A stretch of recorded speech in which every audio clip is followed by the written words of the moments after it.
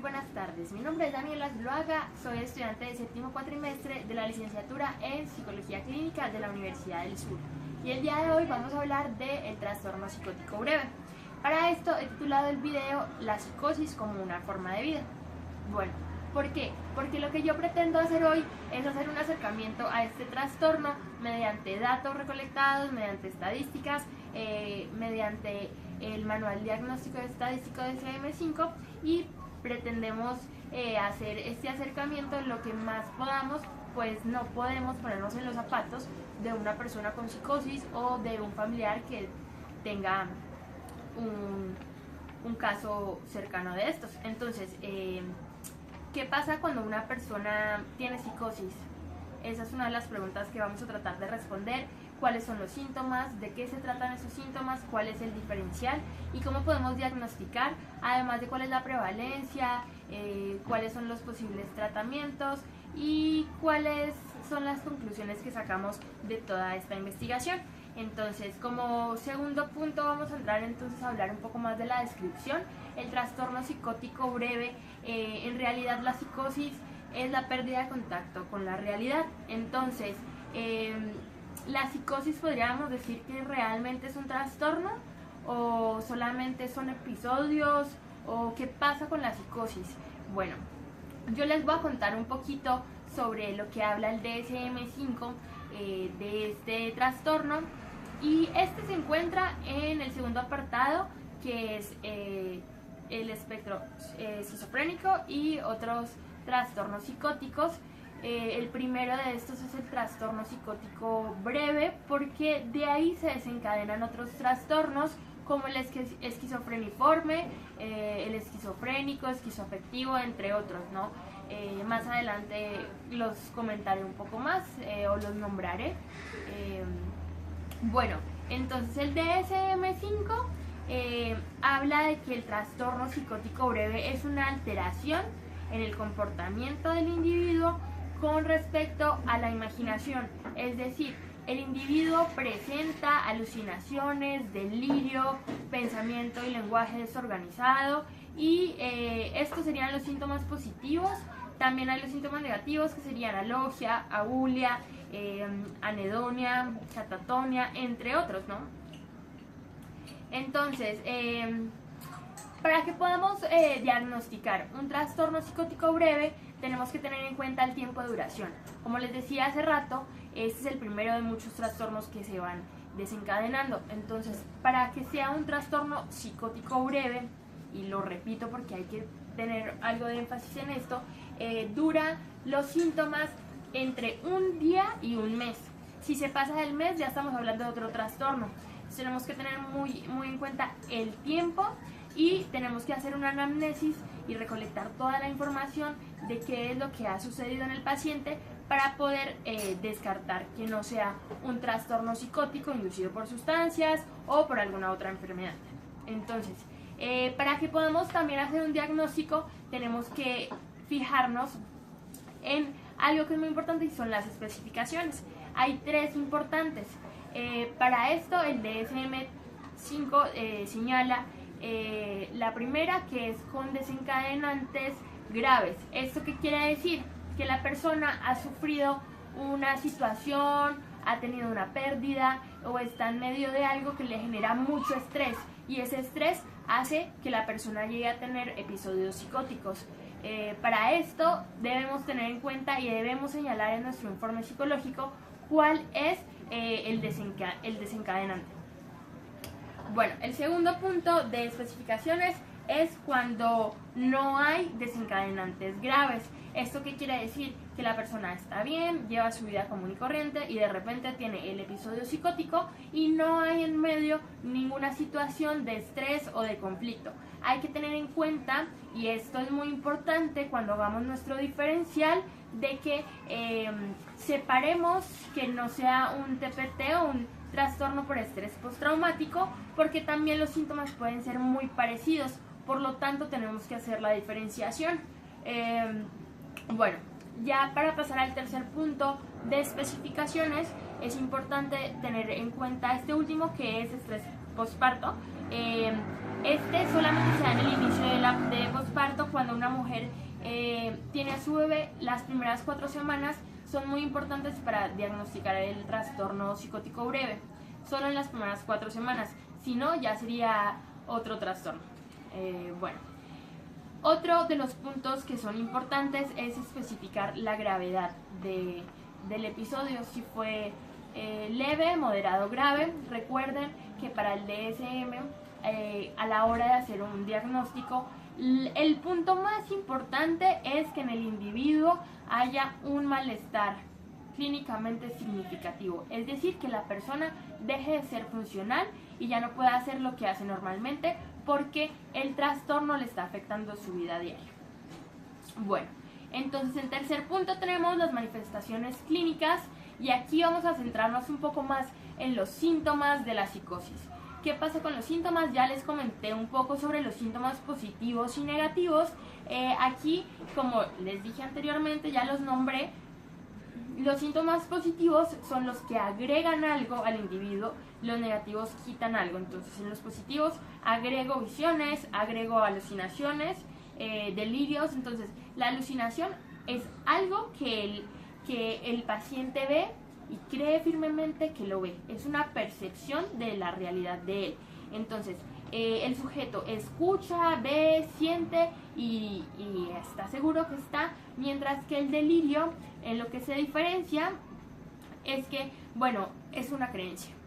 En el delirio, el paciente va a referirse a que cree que lo van a matar si sale a la calle, por ejemplo. Entonces, no ve a la persona, pero tiene la fe en que se le va a aparecer a alguien y lo va a matar, así no lo ve. Entonces ahí tenemos que tener en cuenta en esas clasificaciones. Y en los síntomas negativos, pues quitan. Entonces, anedonia, no hay placer, abulia, la persona parece un trapo, no tiene ganas de nada. Entonces se le quita lo que es la esencia de la persona. Bueno, ¿qué pasa con una persona que está presentando un trastorno psicótico breve? La persona tiene un desorden emocional durante el episodio, tiene una confusión, su cabeza está totalmente desorganizada, no sabe dónde está. Hay, como les dije hace rato, leve, moderado y grave. Entonces, dependiendo de la gravedad del asunto, es que la persona está más en esa psicosis, adentrada en esa psicosis. Puede estar muy consciente, pero puede ser muy abrumador para él. Entonces, se le debe dar la debida atención para controlar los síntomas y tratar de disminuirlos.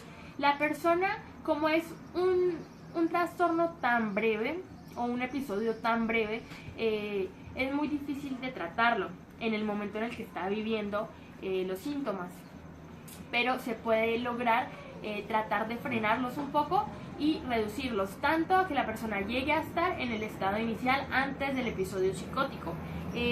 Algo que es muy importante es que hay que tener en cuenta que se le debe dar la plena supervisión al paciente para que no haya un deterioro a nivel nutricional y a nivel higiénico, por ejemplo, porque la persona puede terminar haciéndose más daño en el sentido de que se puede autolesionar o lesionar a otras personas. Bueno, vamos a pasar entonces con el punto 4, que es la prevalencia a nivel estatal, nacional e internacional. Si nos vamos y seguimos en el DSM-5, habla sobre muy poca frecuencia de casos. ¿Por qué? Porque la mayoría ya entran en otro tipo de trastornos, pues el tiempo es mayor de un mes.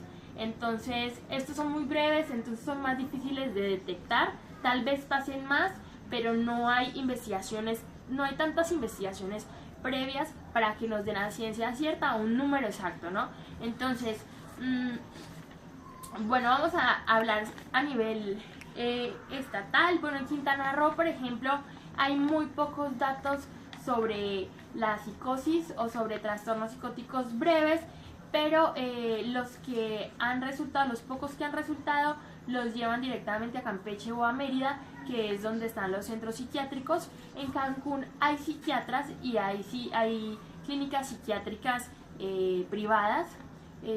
por lo cual no hay mucho acceso a personas de bajos recursos, y esto hace que se sesgue un poco las investigaciones al respecto, además de que hay muy pocas, como dije anteriormente.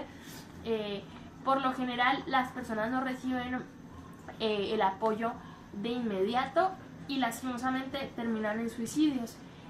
Como sabemos, Quintana Roo es uno de los estados con mayor índice de suicidios de la República Mexicana, y esto se debe a, en primer lugar, por investigaciones previas al asunto del INEGI, que se dan los suicidios por deserciones amorosas, por problemas de pareja, en primer lugar, y los otros lugares, pues ahí entrarían como segundo lugar problemas mentales o psicológicos, y ahí es donde entraría la parte del trastorno psicótico. A nivel nacional, en una investigación que se hizo en análisis y división de la política nacional mexicana, el doctor Juan Martín Sandoval, que es un investigador parlamentario, él habla de que hasta el año 94 en México la prevalencia de los casos de psicosis en hombres era del 3.2%, mientras que en mujeres era del 2.6%. Esto quiere decir que hasta en ese momento era el tercero en la lista de trastornos mentales, encabezado esta lista por la depresión, luego epilepsia y pues luego nuestro trastorno. A nivel internacional, ya las estadísticas actuales hablan de que hay una prevalencia del 1% a nivel mundial de trastornos psicóticos. Eso quiere decir que es muy poco actualmente al 94 en México, ¿no? Bueno, también podemos hablar de que en el DSM-5 habla de que a nivel mundial la prevalencia está entre los 18 y los 28 años de que se dé un trastorno de estos o que se dé un episodio de psicosis, se afecta el funcionamiento de las personas, y en esta edad es cuando más hay funcionalidad, entonces cuando más se puede notar en las estadísticas, recordando que las estadísticas no son exactas. Bueno, vamos a hablar entonces de una configuración clínica teórica, y aquí pues vamos a hablar un poco como de la génesis de la psicosis, que en realidad no hay mucho tampoco sobre qué decir, porque las investigaciones son muy pocas. Lo que se dice realmente, uno encuentra, no, que se hereda, no, que es un problema social, no, que es que el niño se cayó y se volvió loquito, no, que desde que se cayó de repente le da ataques de locura, o que se emborrachó y le dio un ataque de locura, o que se drogó y le dio un ataque de locura. Entonces hay muchas posiciones y hay muchas hipótesis sobre el tema, pero en realidad a ciencia cierta no hay nadie que diga la psicosis se da por esto. Hay muchas teorías, y tal vez la teoría cognitivo-conductual dice que se da por algo, o el psicoanálisis dice que se da por otra cosa, pero aquí lo que yo les voy a decir, que hoy por hoy hay que tener en cuenta para nuestro análisis y nuestro diagnóstico como psicólogos clínicos, que debemos tener en cuenta si la persona tiene abuso de sustancias, si la persona tiene alguna enfermedad mental previa, si la persona tiene algún desorden hormonal, si la persona tiene alguna enfermedad cerebral, algún tumor, o si ha tenido alguna infección antes del episodio psicótico, porque también puede ser causa de. Hay que recoger en nuestra anamnesis todos los datos que no sean útiles para nuestro diagnóstico. Es decir, que nosotros podemos pensar brevemente, no, pues solamente es un trastorno psicótico breve porque sufrió una pérdida muy fuerte y eso lo hizo entrar como en una psicosis, pero esto se le va a pasar, dejémoslo en trastorno psicótico breve, y no tenemos en cuenta que hay otros trastornos más pesados que son más difíciles de controlar, y ahí es el problema, porque hacemos mal el diagnóstico. Entonces tenemos que hacer bien la lista para poder hacer el diferencial y, bueno, pues ver cuáles son las causas concretas de la psicosis, hacer nuestras hipótesis e ir descartando las que ya no nos sirven para poder ayudar más a nuestro paciente. Hay que tener en cuenta que la psicosis puede darse, que todo eso que nombré anteriormente, pues a la final viene siendo cierto también, porque la psicosis puede darse por un problema hereditario, o por algo hereditario, por algo biológico, por algo social, psicológico. Entonces, vamos a hablar un poco del tratamiento, del pronóstico. Ya les dije que debe de ser de un día a un mes para poder diagnosticar. Es muy similar la intervención en estos episodios breves que en episodios más agudos o en episodios o trastornos más como la esquizofrenia. ¿Por qué? Porque comparten síntomas. Entonces vamos a atacar síntomas iguales. Bueno, hay que tener en cuenta, y ya se los dije anteriormente, que es importante darle el debido cuidado a la persona, pues puede autolesionarse, lesionar a alguien más o incluso suicidarse o matar a alguien. Entonces es importante que se le dé el cuidado adecuado. Además, pues bueno, si la persona presenta un episodio de trastorno psicótico breve, es muy probable que más adelante desarrolle algún otro trastorno que sea más, como dije antes, pues más grave y que realmente ya no podamos hacer nada. Entonces aquí todavía estamos a tiempo de intervenir, de hacer un tratamiento que le funcione al paciente, que haga que pueda ser funcional y que lleve su vida normal y placentera. Tenemos que tener en cuenta que, como ya dije antes, hay trastornos que comparten los síntomas. ¿Cuáles son esos trastornos? Y eso nos va a ayudar para hacer nuestro diferencial. Es trastorno psicótico no especificado, trastorno psicótico por sustancias, trastorno psicótico no especificado, delirio inducido por sustancias, puede haber un episodio afectivo, puede haber una esquizofreniforme, un trastorno delirante, un trastorno del estado de ánimo, puede haber un trastorno no especificado, yo se los dije, esos entre muchos más, ¿no? Entonces tenemos que tener en cuenta que el tiempo es lo que más nos va a marcar la diferenciación entre estos. Además, bueno, pues existen tratamientos de acompañamiento para así poder controlar o reducir síntomas, y esto pues ayuda a que la persona sea funcional y pueda vivir su vida plenamente, además de tener un diagnóstico pues favorable. Bueno, el tratamiento farmacológico se usa en psicosis, en trastornos psicóticos breves, sí, pero no es tan recomendable, siendo que puede haber tratamientos psicológicos, neuropsicológicos, tratamientos ocupacionales que le ayuden a la persona a ser funcionales sin tener que estarse drogando para poder ser funcional. Entonces podemos corregir sin tener que llegar hasta esos extremos.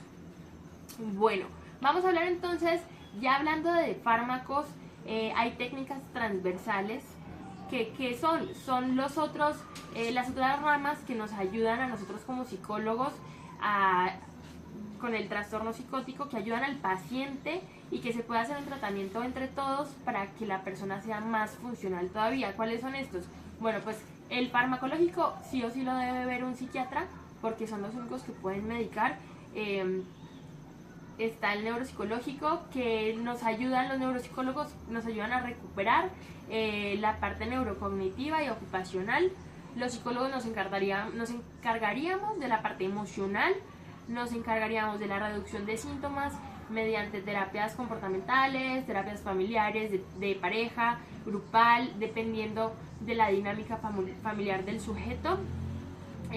También hablaríamos o entraría ahí un entrenamiento de habilidades sociales. También está el neurológico. El neurológico sería para descartar un daño encefálico o a nivel del sistema nervioso central, que eso ya nos descartaría la parte de esquizofrenia y otros trastornos. En la parte, ya saliéndonos un poco de la clínica y entrando un poco más a lo social, a lo cultural, político, religioso, bueno, pues sabemos que la psicosis siempre se ha visto como locura.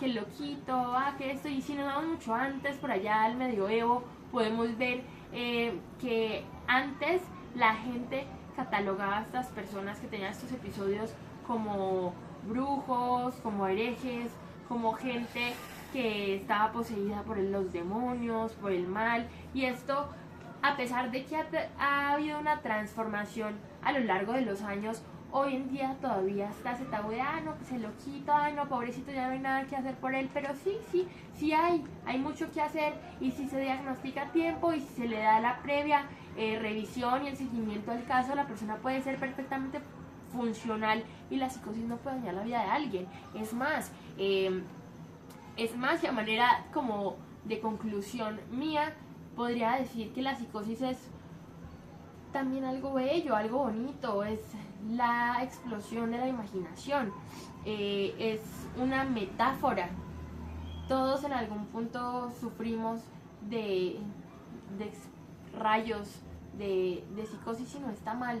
El problema es que lo vemos mal, la sociedad lo dicta mal, y la psicosis viene siendo un problema más social que médico o que psicológico, porque, por ejemplo, y esto es algo que leí por ahí, decía que, y en el DSM lo dice de hecho, que es muy importante distinguir los síntomas porque los patrones de respuesta cultural determinan qué tanto está de psicótico la persona, el sujeto. Entonces, por ejemplo, en algunas ceremonias religiosas la persona escucha voces y eso es totalmente aceptado, y sí, no, escucho la voz de mi Dios Jesucristo, y con todo respeto la gente le cree y está bien, no es psicosis.